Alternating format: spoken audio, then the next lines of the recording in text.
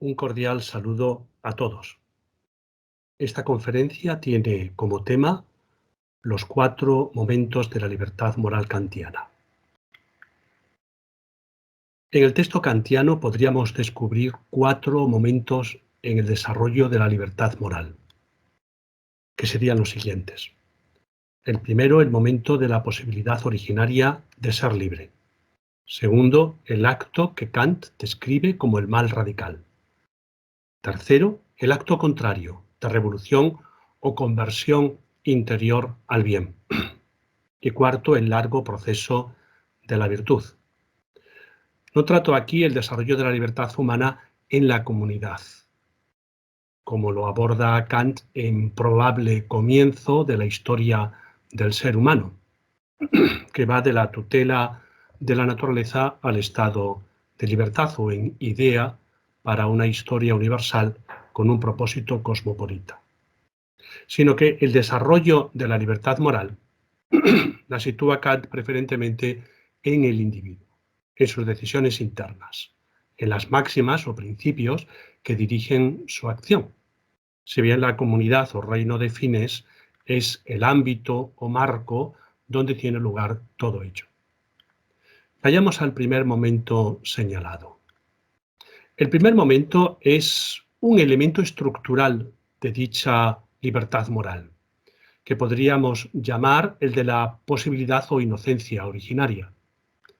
La libertad se presenta en Kant como la capacidad de iniciar desde sí una serie real de fenómenos del mundo, no estando, por tanto, ella misma sujeta a una causa que la determine. O sea, ella no cae bajo la ley de la causalidad que rige los fenómenos y los liga entre sí, sino que es una acción originaria, ursprünglich. Eso, como sabemos, Kant lo argumenta primero poniendo límites ontológicos a la causalidad natural y al determinismo en la crítica de la razón pura, y dejando así espacio posible a la libertad. Y segundo, mostrando que la libertad es la ratio essendi de la conciencia moral en la crítica de la razón práctica. Es decir, solo en un ser libre puede aparecer algo así como una conciencia moral, darse y captarse una exigencia ética. O sea, el hecho moral muestra por sí mismo la realidad de una libertad que se pone a sí misma como tarea de realización. ¿Cómo surge entonces esa acción de la libertad? Si nos acercamos ahora a ver qué ocurre en el interior de ese acto de libertad moral, vemos primero que ella se desarrolla en el ámbito de la conciencia reflexiva, que es el lugar de la razón y también de la razón práctica. Y no se da en una conciencia reflexiva o inconsciente o meramente intuitiva o dormida, tampoco en una conciencia animal, sino en una que ha llegado al concepto, al saber reflexivo de una ley, de una máxima, que son acciones ideales que indican posibilidades, aquí posibilidades de acción. Y en segundo lugar, al ser libertad, acción que parte de sí, hallamos en ella, además, la capacidad de una decisión entre esas posibilidades, de una determinación de la voluntad por sí misma. Dos elementos, por tanto, es lo que encontramos aquí: concepto y volición. Concepto, posibilidades, de la que procede su autonomía, que consiste en actuar según el concepto que la libertad tiene de sí misma. Y decisión, decisión libre o volición, determinándose ella misma a actuar según una de esas posibilidades que tiene ante sí. Voluntad, nos dice Kant, es, cito, una facultad de determinar su causalidad por la representación de reglas. Fin de la cita. Tomemos ahora el primer elemento, el del concepto y las posibilidades que brinda, que según Kant tiene aquí la forma de ley moral y de máximas. Ellas configuran el primer momento de la libertad moral, haciéndola posible gracias a la distancia ideal que proporciona el concepto con respecto a la realidad inmediata del mundo más su capacidad de reflexión. Esa distancia ideal que llega hasta la petición racional de lo incondicionado nos posibilita una comprensión del modo de ser de la libertad, distinto del modo de ser del mundo. La conciencia moral es, por tanto, un saber reflexivo, no directamente un conocimiento objetivo del mundo, sino la conciencia que la libertad tiene de sí y de su modo de ser. O como dice Kant, la conciencia moral es la ratio cognoscendi de la libertad. Lo es para el filósofo, pero porque lo es para sí misma, porque gracias a ella el sujeto es y se sabe libre, responsable de sus actos. Por eso la libertad puede partir desde sí misma y no estar causada por ningún otro ser, sino solo por ella misma y por su decisión. El concepto nos hace libres.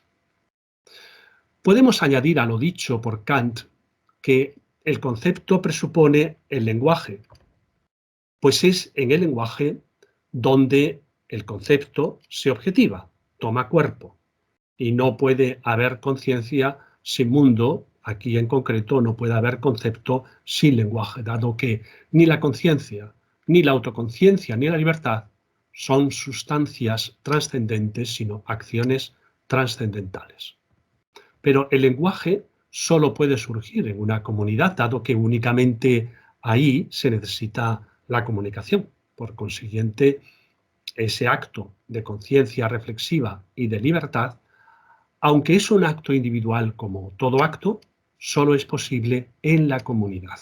De hecho, es un acto que nos liga a la comunidad, como iremos viendo. Pero el concepto no basta.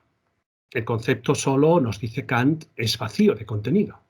El concepto no sería suficiente si no hubiera una realidad, de la cual el concepto, es comprensión, de la cual el concepto moral es conciencia.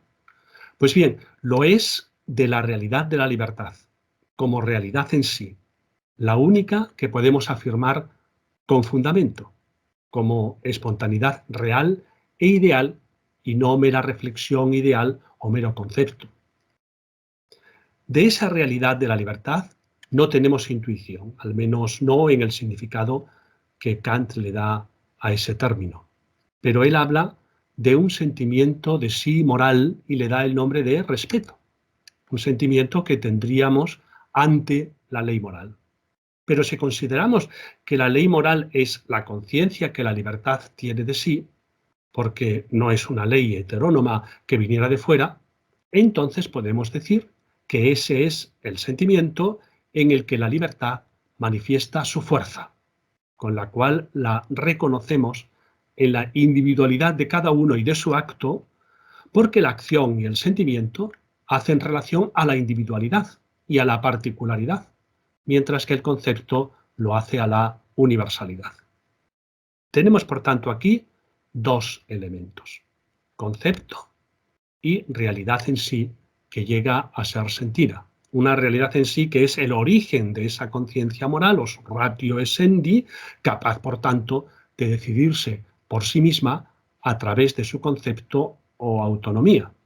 Y un sentimiento de sí cuyo origen es a la vez la realidad y el acto de la libertad ante su concepto, o sea, que se da en la acción concreta e individual de la libertad y en su contraposición con la universalidad y obligación de la ley moral.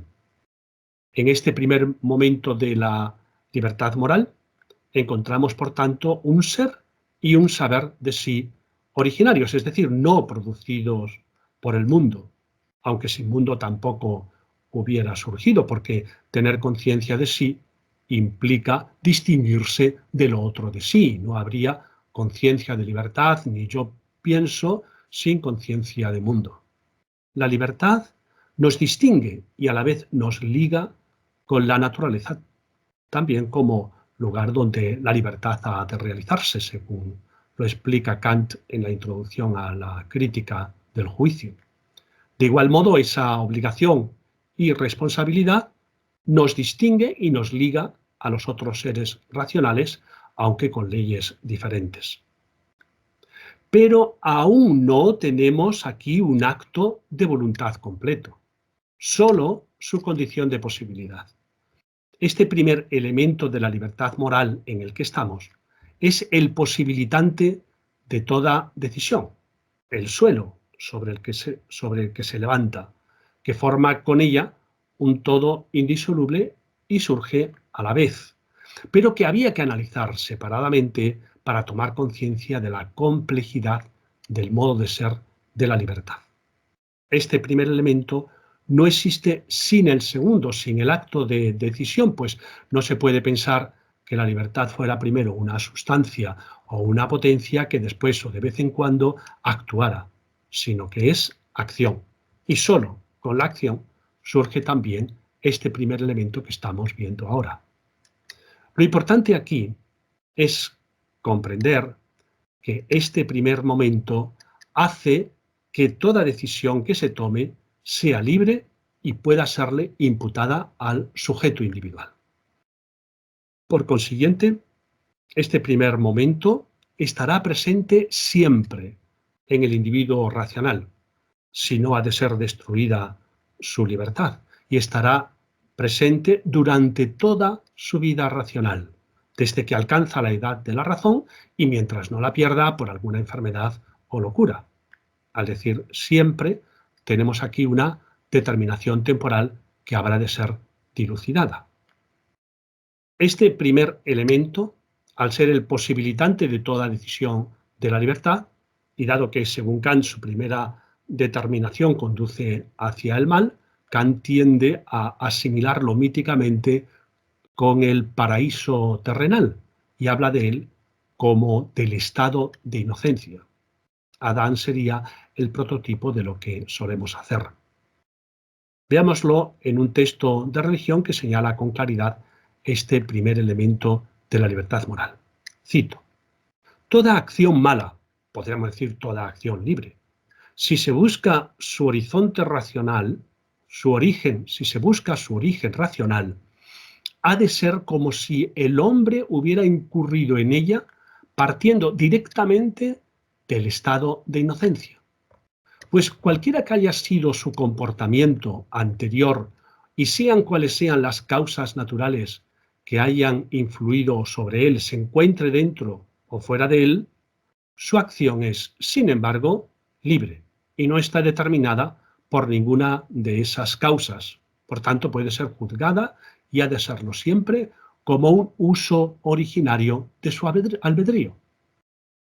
Y por malo que haya sido alguien hasta el momento inmediatamente anterior a una acción libre, llegando incluso al hábito como una segunda naturaleza, no solo fue su deber ser mejor, sino que aún ahora es su deber mejorarse. Luego, él ha de poder hacerlo. Y si no lo hace, es tan susceptible en el momento de la acción de que ésta le sea imputada y está tan sometido a esta imputación como si, dotado de la disposición natural hacia el bien, que es inseparable de la libertad, hubiera pasado del estado de inocencia al mal. Fin de la cita. Esto por lo que respecta al primer momento de la libertad moral. Pasemos al segundo.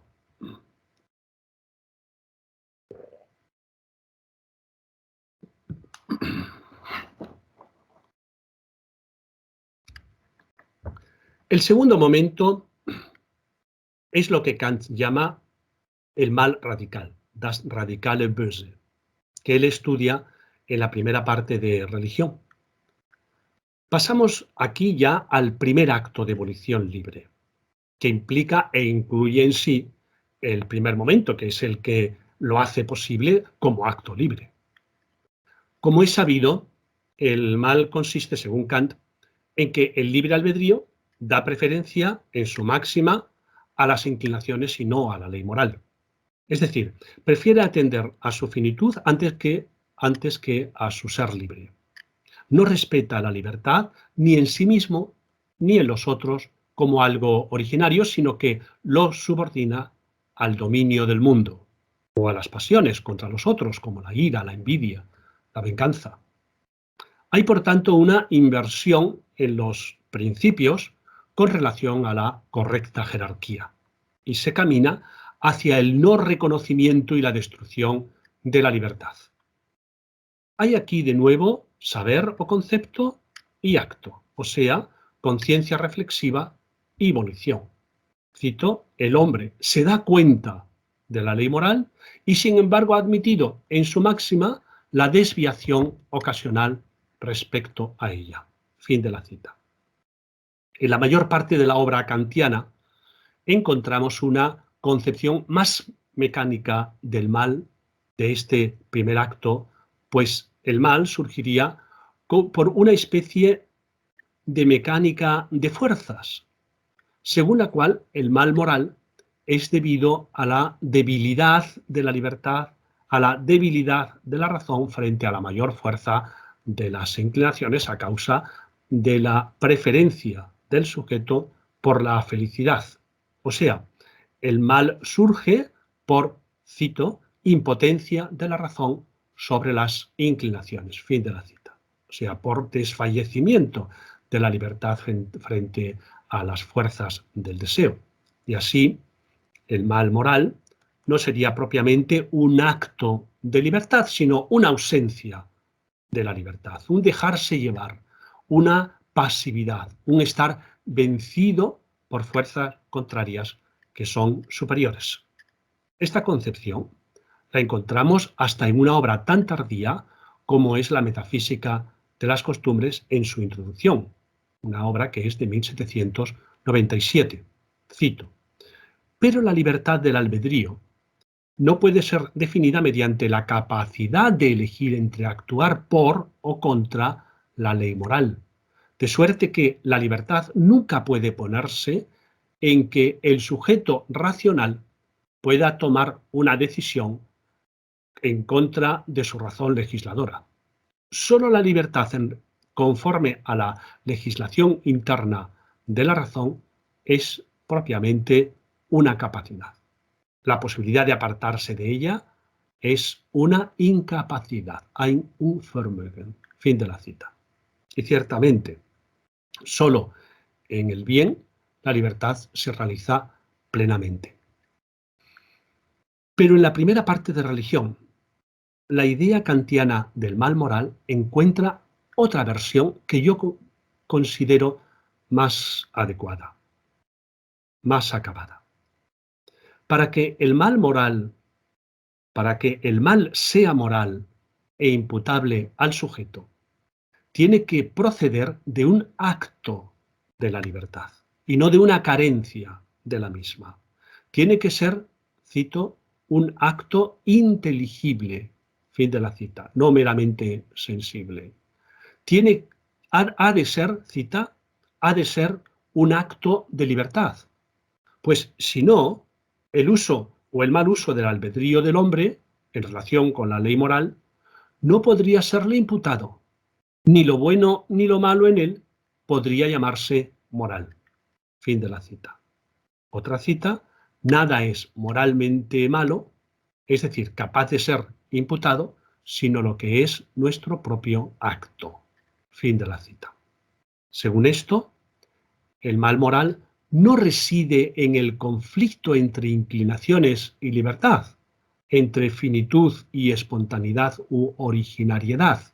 No surge por la diferencia que hay entre la facultad de desear inferior y la superior, como sugería el primer concepto del mal moral, sino que el mal moral se situaría en un segundo pliegue que tiene lugar en el interior de la libertad misma, a saber, entre la libertad concepto y la libertad decisión, entre la voluntad racional con su ley moral universal y la absoluta espontaneidad del libre albedrío particular con su máxima y su acto de volición que resultan, por tanto, imputables.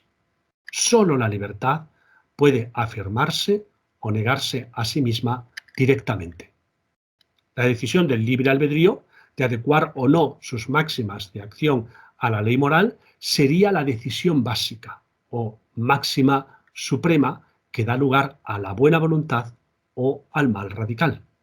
Cita, ese mal moral es radical porque corrompe el fundamento de todas las máximas. Fin de la cita.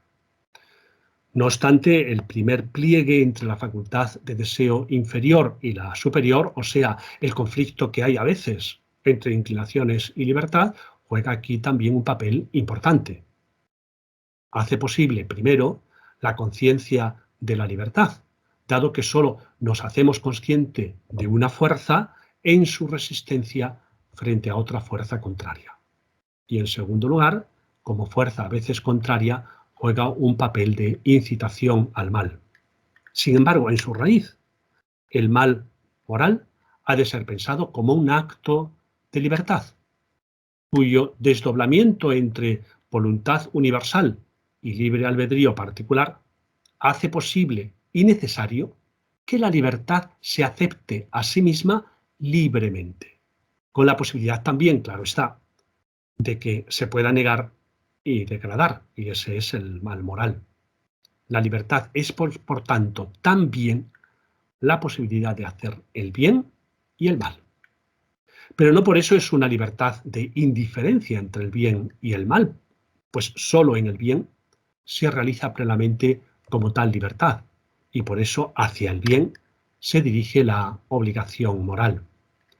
En consecuencia, la libertad es la capacidad de actuar según su propia ley, autónomamente, conforme a su modo de ser originario, pero eso contiene igualmente la posibilidad de no seguirla, de negarse a sí misma, de cometer injusticia, y únicamente así ella se realiza libremente.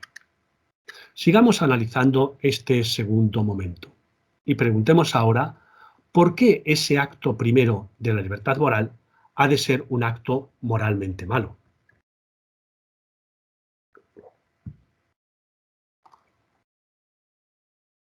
En probable comienzo, Kant nos dice, cito, la historia de la naturaleza comenzó, por tanto, con el bien, pues ella es la obra de Dios, la historia de la libertad con el mal moral, porque ella es la obra del hombre. Fin de la cita. Ahora bien, que ese primer acto de la libertad sea malo moralmente, no puede seguirse de la idea de un pecado original de los primeros padres. Cita, pues las acciones del libre albedrío no pueden contener en sí algo heredado. Fin de la cita. Dado que son libres e individuales, imputables al sujeto individual, y solo se nos puede imputar nuestro propio acto. Tampoco puede deducirse sin más del modo de ser de la libertad, porque de ella únicamente se desprende la posibilidad del mal, pero no su necesidad. Tampoco la necesidad de que el primer acto sea hacia el mal. Por consiguiente, esa afirmación de que el primer acto es malo únicamente se puede apoyar en la experiencia moral, en la existencia del mal y de la justicia en el mundo y en la historia desde sus inicios. Y a ella nos remite Kant. Para comprender este hecho, cabría aducir que el primer acto suele ser imperfecto, que como seres dependientes la felicidad es lo primero y lo que apetecemos incondicionadamente, que para el bien moral se precisa reflexión, desarrollo racional y educación moral, que normalmente se necesita experimentar el dolor engendrado por el mal para volver sobre sí, pero, en definitiva, hemos de comprenderlo como un acto de libertad que parte de sí.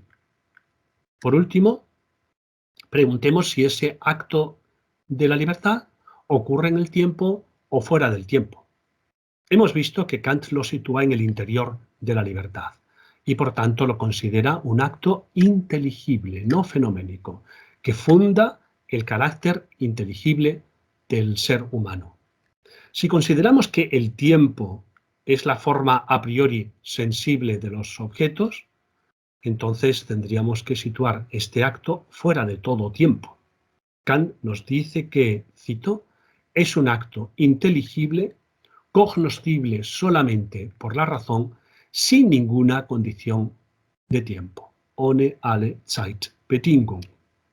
Y en otro lugar, también de religión, asegura que, cito, como acto inteligible, precede a toda experiencia. Vor aller Erfahrung. Fin de la cita. El que más lejos ha llevado esta idea, siguiendo también a Kant, es Schelling, en su escrito sobre la esencia de la libertad humana de 1809. Schelling retoma aquí el mito platónico de y coloca este acto inteligible de la libertad antes del nacimiento del individuo, incluso al inicio de la creación con la que habría comenzado el tiempo. Hay que decir que schellingianos ilustres creen en esto y lo defienden, pero yo encuentro serias dificultades que nos sirven también para reflexionar sobre este asunto en Kant. Primero, la mayor de estas dificultades es que me parece imposible que un individuo pueda decidir su carácter moral, que además implica conciencia reflexiva, concepto y lenguaje, antes de su existencia, o sea, desde la nada. Me parece una representación mitológica. En segundo lugar, si aceptamos esta idea, el hombre real deja de ser libre, pues todos sus actos sensibles y toda su vida son consecuencias necesarias de ese acto inteligible que no puede ser cambiado en el tiempo, en el transcurso temporal de su vida. Tercero, se puede hacer notar cortésmente que las expresiones antes del nacimiento o al principio de la creación son igualmente determinaciones temporales, que colocan el acto en un tiempo, aunque sea un tiempo más bien mítico. Cuarto y último, y en relación con la filosofía de la naturaleza de Schelling, recordar que él presenta la naturaleza como previa al espíritu, como previa al mundo de la libertad, al igual que lo hará Hegel.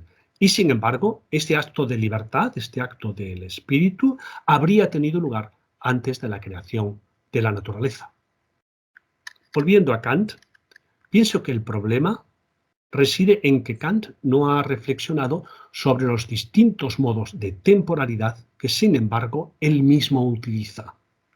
Y parece entonces que la única temporalidad posible es la de los objetos, la del tiempo objetivado y estudiado en la crítica de la razón pura, que es el que está ordenado por medio de las categorías de relación, sustancia-accidente, causa-efecto y relación recíproca, justamente aquellas a las que no está sujeta la libertad. Pero yo diría que hay otras temporalidades, no regidas o no exclusivamente por esas categorías como es la temporalidad de la historia, la de la finalidad interna de los seres vivos o la temporalidad de lo estético. Por ejemplo, cuando dice Kant que, cito, nos detenemos, weilen, en la contemplación de lo bello, porque esta contemplación se fortalece y se reproduce. Fin de la cita. Pensemos, por ejemplo, en la temporalidad de la música o en la de una obra de teatro, aunque todas ellas se desarrollen sobre el trasfondo de la temporalidad objetiva, la de Cronos, y sean datables en ella. Pues bien, aquí nos encontraríamos con una temporalidad que podríamos denominar práctica o moral, pues toda decisión divide el tiempo en un antes y un después, aunque no lo haga siguiendo el esquema de la causalidad fenoménica. Veamos en un breve texto la ambigüedad kantiana. En religión nos dice que la intención moral, la Gesinnung, de acoger o no en su máxima la ley moral como primer motivo de acción es un acto del ser humano, cito, solo que no ha sido adquirida en el tiempo, que el hombre es lo uno o lo otro desde la juventud para siempre. Fin de la cita. Primero dice que ese acto no se produce en el tiempo y sin embargo después lo coloca en el tiempo de la juventud del individuo. Segundo, afirma que esa decisión permanecerá para siempre cuando sabemos que, según Kant, existe la posibilidad de una revolución interior hacia el bien. En la crítica de la razón práctica, Kant parece rebajar la edad y afirma que hasta un niño de 10 años es capaz de distinguir lo bueno y lo malo moral. Nos hubiera sorprendido que hubiera dicho un niño de 10 días, porque la pertenece al ámbito de la conciencia reflexiva y se precisa haber desarrollado la capacidad conceptual y el lenguaje, de lo cual carece un niño de 10 días. ¿Cuándo llega el niño a esa edad de la razón? Queda algo impreciso y variable, pues depende también de su inteligencia, de su reflexión, de su madurez, de la educación que recibe y de la sociedad en la que vive. Pero en todo caso, no antes de nacer, sino en los primeros años de su vida y con un cierto proceso de aprendizaje y desarrollo personal. En consecuencia, cuando Kant dice que ese acto, cito, en cuanto acto inteligible precede a toda experiencia, fin de la cita, sería difícil entender que es anterior a cualquier tipo de experiencia, pues como afirma en la crítica de la razón pura, todo conocimiento, luego también toda conciencia comienza con la experiencia. Habría que interpretarla como independiente de la experiencia sensible, de alguna experiencia concreta sensible, como ocurre también con las formas a priori del conocimiento. Y cuando dice que se produce ohne alle Zeitbedingung, sin ninguna condición de tiempo, hemos de entender que no está determinada por la causalidad fenoménica y que eso es lo que se quiere decir. Esto por lo que respecta al segundo momento en el desarrollo de la libertad moral. Pasemos al tercero.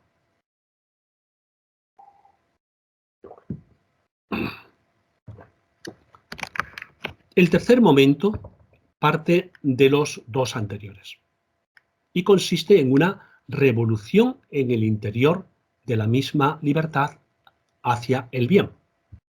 Dicha revolución radica en la inversión en sus principios de acción, según la cual la máxima del libre albedrío deja de acoger como guía última las inclinaciones, que era lo propio del mal moral, y toma como principio rector la ley moral, o sea, el respeto y el reconocimiento real y práctico de la libertad de todos.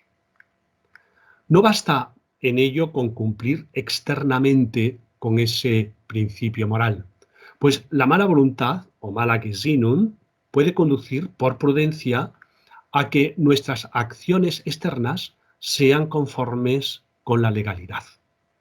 Cito, en ese caso, el carácter empírico es bueno, pero el carácter inteligible sigue siendo malo. Fin de la cita. Y producirá en otras ocasiones acciones condenables. El buen hacer aquí sería, por tanto, contingente y en pro, además, del dominio del mundo. El deseo se ha civilizado, se han cambiado algunas costumbres, pero aún no el corazón. Y se tiene una virtud ocasional y meramente fenoménica. Eso no basta para Kant. Para pasar al tercer momento en este desarrollo de la libertad moral, es necesario otro acto inteligible en el interior de la libertad, a saber, que el libre albedrío adopte la ley moral como principio rector de sus máximas, de sus voliciones. Se ha de producir, por consiguiente, una inversión en los principios rectores de la acción, de modo que se coloque a la ley moral y a la libertad de todos como lo incondicionado en la máxima suprema del libre albedrío y ya no la finitud y las inclinaciones particulares. No se trata aquí de anular el deseo de felicidad de nuestra dependencia por nuestra dependencia del mundo. Eso sería antinatural, sería una locura, sino de buscar su satisfacción en el marco de la ley moral y del respeto a la libertad. Esa inversión de principio, piensa Kant, no se da gradualmente, pues grados solamente habría en lo fenoménico, sino que él lo ve como una explosión, como un nuevo nacimiento, una revolución interior, una revolución en el ánimo, indiagesino, que inaugura un nuevo carácter inteligible en el sujeto o individuo, es decir, una buena voluntad. Según la simbología religiosa que Kant utiliza para describir este acto, en él tiene que morir el hombre viejo, la antigua identidad, el miedo a la finitud, a la carencia y a la muerte, y nacer el hombre nuevo, que asume su libertad y su finitud. En realidad nos dice Kant en la antropología que gracias a ese acto, el ser humano, cito, tiene un carácter que él mismo se crea. Y otra cita, porque el mal, dado que conlleva conflicto consigo mismo y no permite ningún principio estable en sí mismo, carece propiamente de carácter. Fin de la cita. Este cambio interior es posible gracias al primer momento de la libertad o inocencia originaria que está siempre presente. O sea, gracias al concepto o conciencia reflexiva o razón moral que le apela y que ahora pone como guía última de su acción, y gracias al carácter libre y originario del albedrío, capaz de partir desde sí de nuevo en cualquier momento. Ese, cito, germen del bien, Keim des Guten, ha permanecido, obsérvese esa temporalidad práctica, ha permanecido en toda su pureza. Fin de la cita. Y es ahora reinstaurado. Si esa raíz de la voluntad racional hubiera sido corrompida, tendríamos una voluntad diabólica, sería imposible cambiarla, pero entonces también habríamos dejado de ser libres. Por último, en relación con la temporalidad, podemos decir que este acto de revolución interior que requiere reflexión y decisión consciente solo puede darse durante la vida racional de un individuo, sin que se pueda descartar ninguna edad. Pero cabe igualmente la posibilidad, y en eso consiste también la libertad, de que un individuo nunca llegue a realizar este acto moral de revolución interior hacia el bien, que siga siempre anclado en la manipulación y en la astucia y no supere el horizonte de la prudencia. En antropología, reflexionando Kant sobre la adquisición por parte del hombre de un carácter, habla de ello en los mismos términos que lo hace sobre la revolución moral hacia el bien. Y entonces aventura un tiempo y afirma, cito, quizás sean solo pocos los que hayan intentado esta revolución antes de los 30 años y aún menos los que lo hayan cimentado sólidamente antes de los 40. Fin de la cita. Si tenemos en cuenta que la esperanza de vida era entonces de unos 30 años, el pronóstico de Kant nos resulta muy halagüeño. Más aún, aquellos que hayan logrado esa revolución interior e instaurado en ellos el bien, nunca estarán seguros de haberlo logrado. La intención pura moral es un acto inteligible que tiene como criterio negativo la ausencia de todo interés empírico en cuanto determinante último de la acción, pero nunca podemos estar seguros de conocer todo lo empírico, en referencia esta vez a nuestros deseos. Cita, además, la inexistencia de algo, por tanto también de una ventaja pensada ocultamente, no puede ser objeto de experiencia. Fin de la cita. Por tanto, cito, no le es posible al hombre mirar tan dentro de la profundidad de su corazón como para que alguna vez pudiera estar completamente seguro de la pureza de su propósito moral y de la limpieza de su intención, ni siquiera en una de sus acciones, incluso si de su legalidad no hubiera ninguna duda. Fin de la cita. No conocemos directamente nuestro carácter inteligible, sino a través de los fenómenos o carácter sensible. O sea, cito, a partir de sus consecuencias en la conducta, fin de la cita. Y otra nueva cita, por tanto, la verdadera moralidad de las acciones, mérito y culpa, incluso la de nuestra propia conducta, permanece totalmente oculta para nosotros. Fin de la cita. Aunque el hombre, comparando sus acciones antes y después, puede tener cierta confianza en su cambio de intención, pero no estar completamente seguros de esa buena voluntad le preserva también de la soberbia y de la vanidad que la destruiría. Esto por lo que respecta al tercer momento. Pasemos al cuarto y último.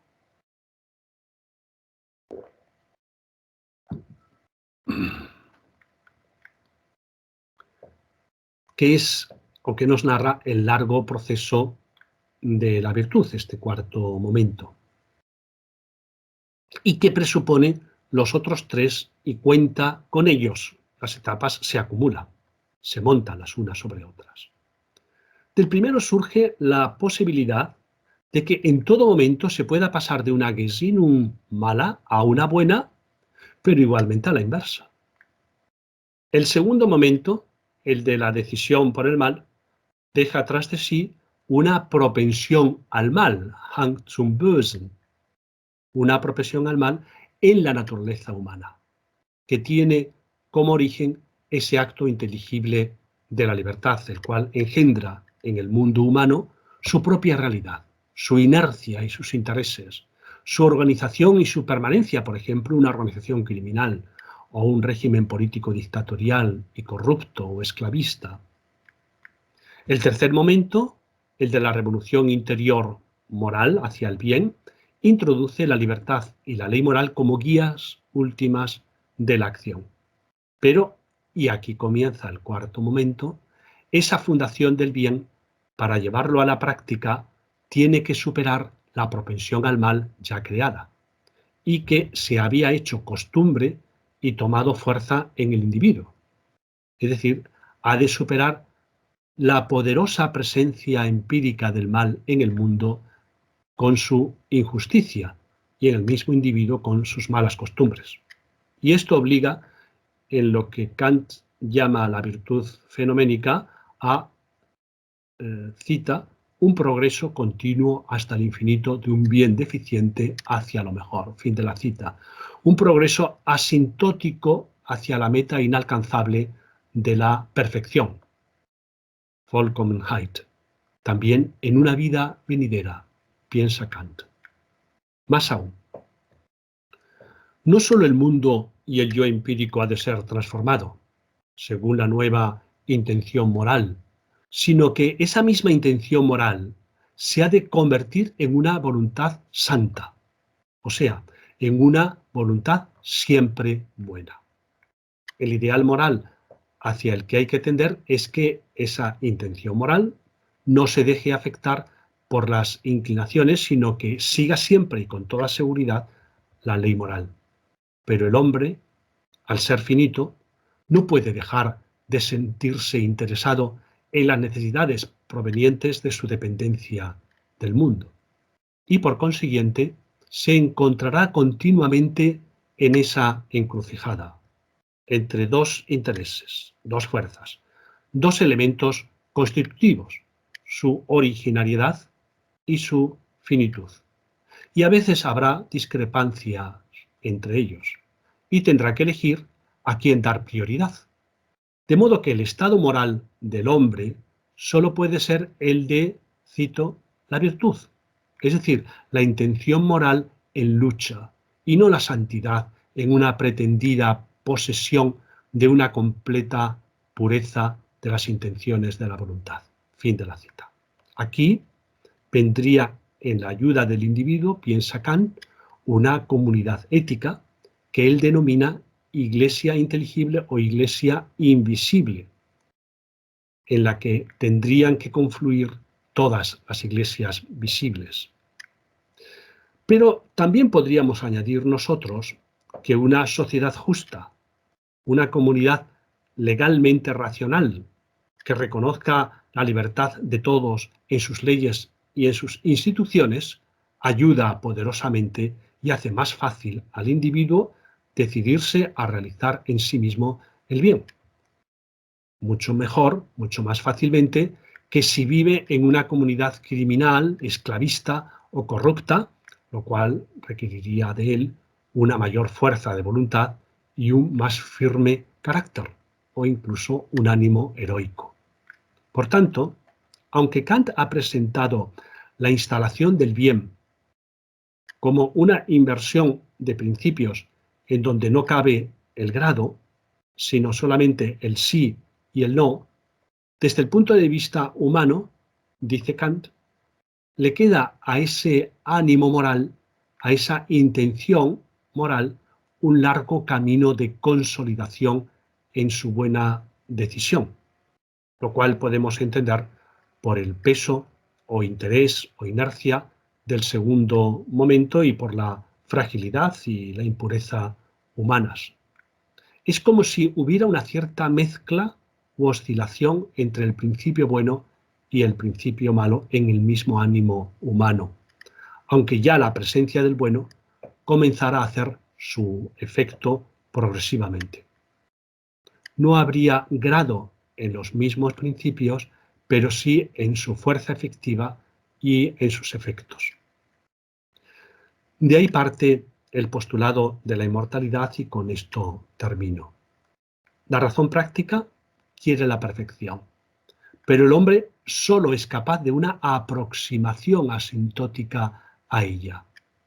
Ahora bien, y este es el razonamiento de Kant, como la razón no puede pedir lo imposible, porque sería en ese caso absurda, entonces si se debe, se puede. Y en consecuencia, al justo le tiene que ser concedido una eternidad más allá de la muerte, a fin de que sea capaz de cumplimentar plenamente esa exigencia de la razón, no ya la de mejorar moralmente el mundo porque éste ha desaparecido, sino solo la de convertir su ánimo moral en una buena voluntad permanente. Digo al justo porque el injusto, afirma Kant, aquel que intentando incluso frecuentemente proponerse el bien haya recaído siempre en el mal e incluso más hondo, ese no lo hará mejor en la vida venidera. Este postulado es sin duda un golpe de fuerza del filósofo, ayudado, claro está, por su cultura y su religión cristiana, que era para él además la única religión moral. Pero cabe señalar en este postulado algunas contradicciones, como en cualquier intento de pensar que podemos llegar a la perfección o a la completitud o a la totalidad, que es cuando surge la dialéctica. Podemos primero decir que aquí se piensa la libertad como una sustancia trascendente que pudiera ser sin mundo. Pero entonces la libertad deja de ser una acción originaria de transformación del mundo y por tanto es pensada en un modo de ser aislado, en un modo de ser cósmico. En segundo lugar, podemos decir que, dado que el mundo ha desaparecido tras la muerte, con él se ha suprimido también la finitud del hombre.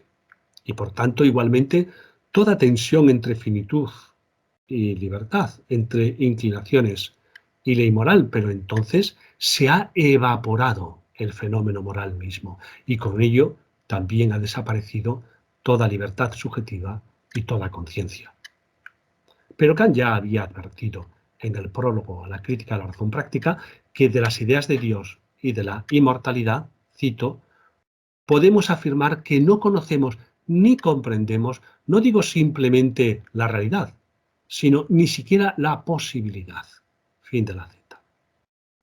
Con ello podríamos concluir que este cuarto momento permanece siempre abierto y que un ideal inalcanzable no tiene por qué ser absurdo, sino que es una tensión constitutiva de toda subjetividad, que nos procura no solo conciencia de nuestra originalidad, sino igualmente de nuestra esencial finitud, por la cual nos captamos como no autosuficientes, y eso nos abre a lo otro, a la naturaleza, a los otros seres racionales y a lo divino. Esta finitud es, creo yo, el precio que hemos de pagar para ser libres y conscientes. Eso era todo. Gracias por la atención.